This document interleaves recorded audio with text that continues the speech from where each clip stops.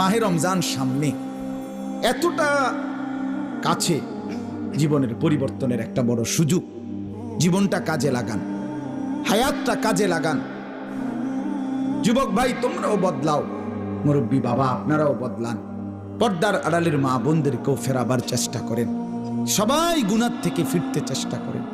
মাহে রমজানের যখন চাঁদ উঠে, আল্লাহ নবী সাল্লাল্লাহু আলাইহি ওয়াসাল্লাম বলেন, ফেরেশতা ডেকে ডেকে বলে, ইয়া বাগিয়াল খাইরে আকবিল, হে নেক কাজের আগ্রহীরা এগিয়ে আসো। ইয়া বাগিয়াশ শাররি আকসির, হে মন্দ গুনাহের কাজের আগ্রহীরা এবার তো থামো।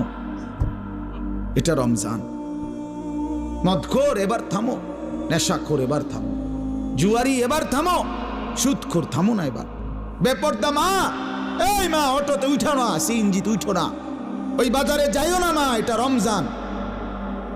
জুতা শাড়ি প্যান্ট গহনা অলংকার অন্য মাসে কিনো, এ মাসে যাইও না, এটা রমজান। এটা রমজান, থামো তো। যুবক ভাই মোবাইল টিপো না। আহা, ওই দেখেন পিছনে অনেক ছেলে কথা বলে। হায় অপদার্থ জিন্দেগি। কে বলবে, কাকে বলবে, কাকে ফিরাবে, কে ফিরাবে? একজনে কি আর সম্ভব? বাবাদের কোনো হাল ছেড়ে দিছে, মারা হাল ছেড়ে দিছে, অভিভাবকরা হাল ছেড়ে দিছে, সন্তানের পতন দেখতেছে, অধপতন। চুল চেহারা, আপন ঘরে ঘুমায়া মা বাপ জীবিত, কোনোদিন এক ওয়াক্ত নামাজ পড়ে না, ফজরের নামাজ পড়ে না, সারা রাত মোবাইলে উলঙ্গ ছবি দেখে। ব্যর্থ মা বাপ তাকায়া তাকায়া নিজ সন্তানের এই ধস দেখতেছে। আফসোসের ব্যাপার, আফসোসের। আপন স্বামী নিজের ব্যর্থতার কারণে নিজের স্ত্রীর বেপরদিগি দেখতেছে, কিছুই করতে পারতেছে না, মনে হয় যেন সে ব্যর্থ কাপুরুষ।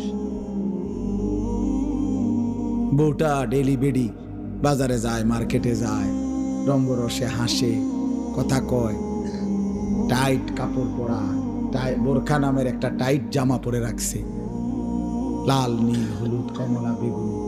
স্বামী বেচারা অপদার্থের মতো, অসহায়ের মতো তাকায় আছে। এই পর্যন্ত কোন ইমানদারের বউ বেপর্দার সুযোগ দেয় নাই, এই কারণে কোন ইমানদারের বউ যায় নাই, কাপুরুষের বউ যায়। এই পর্যন্ত যত বেড়ি বাগছে আরেক বেড়া লইয়া মাহের